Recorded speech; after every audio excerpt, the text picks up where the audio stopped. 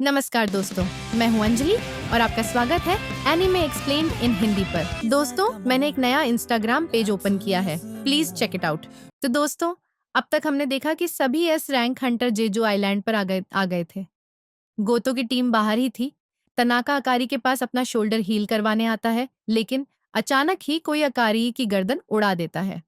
बाकी के दो हंटर्स भी चौकन हो जाते हैं। यह मॉन्स्टर इतना तेज था कि इन्हें ठीक से दिख भी नहीं रहा था। तनाका को अपने सामने वह मॉन्स्टर दिखाई देता है और वह उसे पंच करने जाता है, लेकिन पलक झपकते ही वह मॉन्स्टर तनाका की भी गर्दन काट देता है।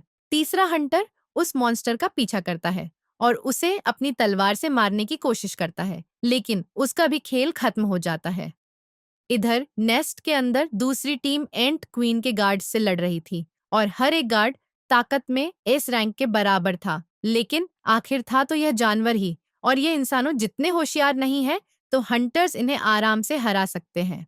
इसके बाद चाहीन एक एंट को अपनी तलवार से काट देती है और कहती है कि यह गार्ड्स काफी मजबूत हैं, लेकिन यह तादाद में काफी कम थे। बंगू कहता है कि ज्यादा भी हो तो डरने की जरूरत नहीं है, मैं पीछे से सबको सपोर्ट करूंगा। बेक कहता है कि लगा नहीं था कि लड़ाई से डरने वाला ऐसा बोलेगा। बिंगू कहता है कि मजाक मत करो, और वो एक एंट का सिर फोड़ देता है, क्योंकि सिर कटने के बाद भी यह मॉन्स्टर कुछ टाइम के लिए जिंदा रह सकते हैं, तो इन्हें इनके पैर भी काट देने चाहिए ताकि ये कहीं भाग ना सके।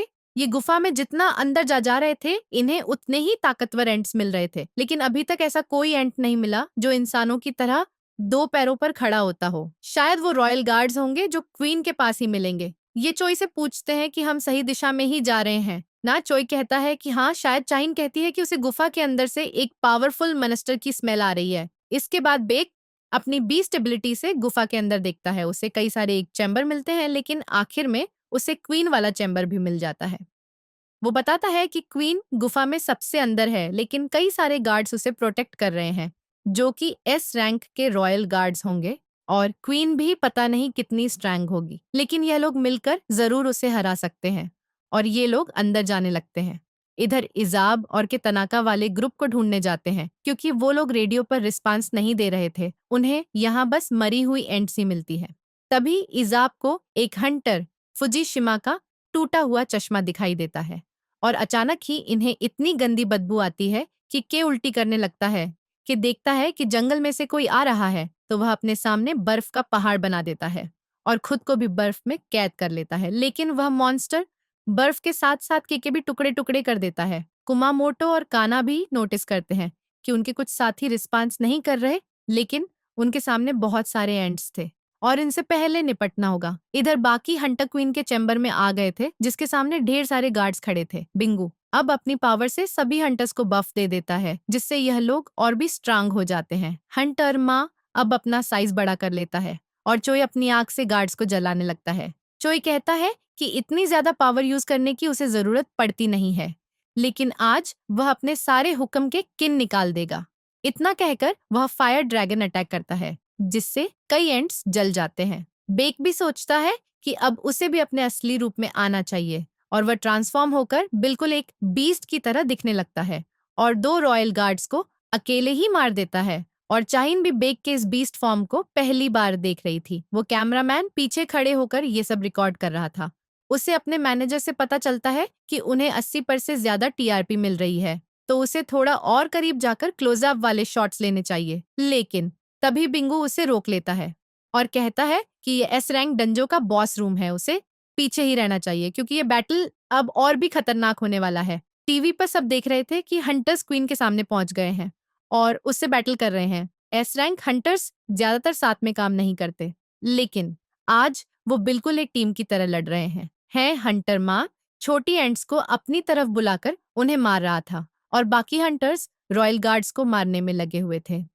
लिम अपने बो से हजारों मैजिकल एरोस फायर करता है और कई सारी वर्कर एंट्स को मार देता है। बेक अपने पंजों से लड़ रहा था, चोई अपनी फायर से सबको जला रहा था, और चाइन अपनी तलवार से सबको काटती जा रही थी। जिम्बू की सिस्टर और मदर भी यह रेड देख रही थी। सबकी नजर आज इस रेड पर ही थी। ये लोग सारे गार्ड्स को मार देते हैं और अब सिर्फ एंट क्वीन ही जिंदा बची थी।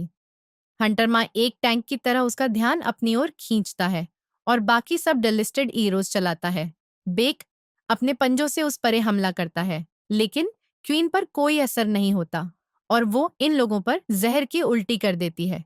लेकिन क्योंकि इनके पास हीलर है तो वह तुरंत ही इन्हें ठीक कर देता है। जब तक बंगू जिंदा है इन लोगों को कुछ नहीं हो सकता। क्वीन अब बंगू को ही मारने जाती है, लेकिन माँ अपनी शील्ड से उसे रोक लेता है क्योंकि वह अपने हीलर को मरने नहीं दे सकता। चोई अब क्वीन पर फायर अटैक करता है, जिससे बड़ा धमाका होता है, पर उससे भी क्वीन को कुछ नहीं होता। तभी क्वीन चिल्लाने लगती है और बेक सोचता है कि यह दर्द से चिल्ला रही है या किसी को बुला रही है। वो भागने की कोशिश करती है तो हंटर माँ और बेक उसे पकड़ लेते हैं, जिसके बाद चाइन क्वीन की तरफ आती है। बंगू ने उसे डैमेज बफ भी दे दिया था तो वो जल्दी से क्वीन के सारे पैर काट देती है, सारे पैर काट और फिर ऊपर जाकर अपनी गोल्डन सॉर्ड से क्वीन की गर्दन काट देती है। और आखिरकार इन लोगों ने क्वीन को मार दिया था। टीवी पर देख रहे लोग खुशी मनाने लगते हैं कि आखिर एंट क्वीन मारी गई। चेयरमैन गन्नी भी यह खबर सुनकर खुश होते हैं कि उनका मिशन पूरा हुआ। इधर हंटर बात करते हैं कि क्वीन मारी गई है तो बाकी एंट्स 1 साल के अंदर अपने आप ही खत्म हो जाएंगी, क्योंकि अंडे देने वाला अब कोई नहीं है और इस आइलैंड पर फिर से इंसान रह पाएंगे। पिक अब भी सोच रहा था कि क्वीन की वो चीख किसके लिए थी। बंगू उससे कहता है कि हमने क्वीन को मार दिया और अपने दोस्त यूसुफ का बदला ले लिया। यह सभी काफी खुश हो जाते हैं, लेकिन बाहर जहाज पर रेजी देखता है कि सभी एंट्स वापस नेस्ट की तरफ जा रही थीं और उनकी इंटरफेरेंस वेव्स का असर नहीं हो रहा था।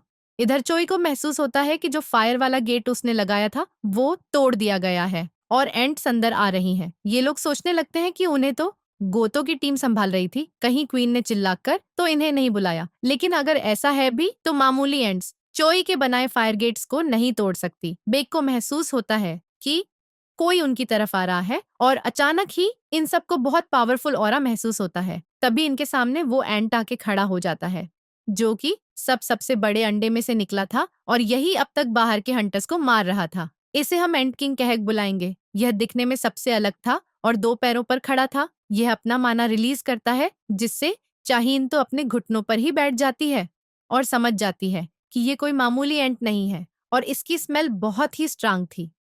हंटर माओ उससे लड़ने के लिए एक कदम ही आगे बढ़ाता है और उसे ऐसा लगता है जैसे वह मर गया हो। किंग इनके पास से निकलकर क्वीन के पास जाता है और उसके सिर को खाकर चिल्लाने लगता है। क्वीन को मरा देख उसे गुस्सा आ गया था। वो पलक झपकते ही चाहीन के पीछे जाता है और एक हाथ मारकर उसे बहुत दूर फेंक देता है, जिससे वह अधमर हो जाती है।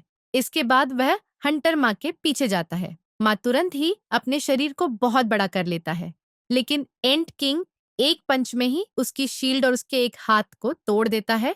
वो दूसरे हाथ से भाला मारने जाता है तो किंग उसका दूसरा हाथ भी उखाड़ देता है। इसके बाद वो बाकी हंटर्स की तरफ बढ़ता है। बिक उस परे हमला करने जाता है तो वो उसे चीर देता है। इसके बाद चोई अब अपनी फायर अटैक कर पाए उससे पहले ही एंड किंग उसके सामने जाकर उसके शरीर पे भी कट लगा देता है। लिम अब अपने एरो से किंग पर निशाना लगाता है, लेकिन किंग अपने हाथ से ही उसके एरो को पकड़ लेता है और उसे भी एक मुक्का मारकर दूर फेंक देता है। लेकिन वो देखता है कि हंटर माँ के दोनों हाथ वापस आ गए थे। असल में बंगू ने तुरंत ही उसे हील कर दिया था। बंगू ने कैम्फ्लेज नाम की स्किल यूज करके खुद को गायब कर लिया था, जिससे वह छुपकर सबको हील कर सके। लेकिन वो बस अपनी जगह से हिल नहीं सकता। जब तक हीलर जिंदा है उसकी टीम में कोई भी नहीं मर सकता। एंट किंग अब हंटर माँ का पैर पकड़ के उसे खिलौने की तरह पटकने लगता है और फिर उसकी नजर बिंगू पर जाती है। वो गायब था, फिर भी एंट किंग ने उसे देख लिया था और वो उसके शरीर में एक मुक्का मार के अपना हाथ आर पार कर देता है बिंगू बेग से। कहता है कि यहाँ से भाग जाओ और तभी एंट किंग बंगू का सिर खा जाता है और बेग के सामने ही उसके दूसरे दोस्त की भी मौत हो जाती है। बेग गुस्से में उस परे हमला करता है तो किंग उसकी गर्दन पकड़ लेता है, जिससे बेग वापस अपने नॉर्मल फॉर्म में आ जाता है। किंग अपना मुंह खोलकर बंगू की लाइन दोहराता है कि बेग यहाँ से भाग जाओ। असल में उसने बंगू का सिर खा लिया था, जिससे उसके अंदर बंगू की सारी नॉलेज आ गई थी कि इंसान क्या है और युद्ध में किंग को हराने से ही युद्ध जीता जाता है। और अब ये किंग बोल भी सकता है। ये कहता है कि हमारी एंट क्वीन मर चुकी है, लेकिन तुम सब लोग बहुत ही कमजोर हो। तुम्हें मार के मजा नहीं आएगा तो बताओ कि तुम्हारा किंग कहाँ पर है।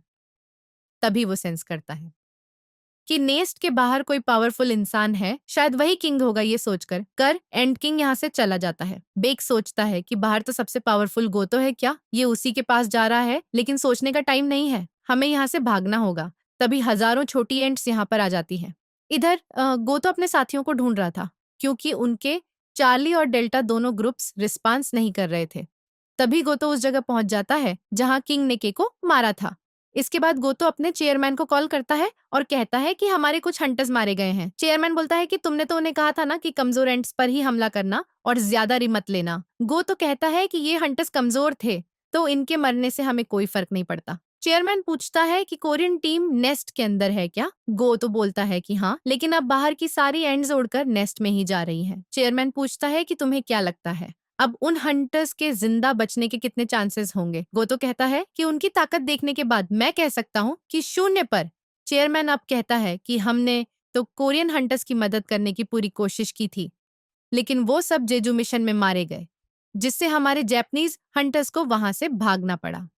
असल में इनका प्लान ही यह था कि कोरियन हंटर्स को यहाँ मरने के लिए छोड़ दिया जाए, जिससे कोरिया देश कमजोर हो जाएगा और बाद में ये लोग क्वीन को मारकर अपने देश को बड़ा बता सकेंगे, क्योंकि एस रैंक का अंजर क्लियर करना बहुत बड़ी बात होती है। तो चेयरमैन इन सबको तुरंत वहां से निकलने का ऑर्डर देता है। तभी एंट किंग पीछे से इन पर हमला करता है, जिससे गोतो तो बच जाता है, लेकिन इशिदा मारी जाती है। गोतो होशी दोनों को तुरंत यहाँ से चले जाने को कहता है, वरना वो उसकी लड़ाई के बीच में ही आएगा। होशनो अब यहाँ से भाग जाता है और गोतो के सामने एंट किंग खड़ा था। वह पूछता है कि क्या तुम राजा हो? जो सुन गोतो चौंक जाता है कि ये एंट तो बात भी कर सकता है और बोलता है कि हाँ, मैं राजा हूँ। ये सुन एंट किंग खतरनाक मैजिक पावर रिलीज करता है। गोतो सोचता है कि यह पावर तो उसने पहले भी महसूस की थी जब वो जिनवू से लड़ा था, लेकिन इससे पहले कि वह कुछ कर पाता, एंट किंग गोतो को भी मार देता है। इधर हजारों एंट्स नेस्ट के अंदर आ गई थी। चई अपनी पूरी पावर से उन्हें रोकने की कोशिश कर रहा था और सब लोग बुरी तरह से घायल हो गए थे। इनके पास लड़ने के लिए बिल्कुल भी ताकत नहीं बची थी। बेक समझ जाता है कि अब हम लोग जिंदा नहीं बचेंगे। एंड्स इन्हें मारने इनके पास आते हैं, लेकिन तभी इनकी शैडो में से वो सोल्जर्स बाहर निकलते हैं जो जिन्वू ने इनकी शैडो में छुपाए थे, और वो एंड्स को रोक लेते हैं। इन्हें समझ नहीं आता कि यह क्या हो रहा है, ये ब्लैक सोल्जर्स कहाँ से आ गए। इधर जिन्वू डिसाइड करता है कि उसे भी लड़ाई में जाना पड़ेगा और वो एक्सचेंज कहकर अपने एक शैडो सोल्जर के साथ जगह बदल लेता है। और ये एपिसोड यहीं पे खत्म हो जाता है। तो दोस्तों, आज का एपिसोड तो बहुत ही कमाल का था, लेकिन अगला एपिसोड और भी धमाकेदार होने वाला है, क्योंकि अब जिन्वू युद्ध के मैदान में उतर गया है और उसका सामना होगा एंट किंग से। तो दोस्तों, आपको यह एपिसोड कैसा लगा कमेंट करके जरूर बताइए। वीडियो अच्छा लगा हो तो इसे लाइक और शेयर भी कीजिए, और अगर आप हमारे चैनल वाइपर एमए एक्सप्लेन पर नए हैं तो हमारे चैनल को सब्सक्राइब करके बेल आइकन जरूर दबाइए। मैं मिलता हूँ आपसे बहुत ही जल्द अगले वीडियो के साथ। शुक्रिया।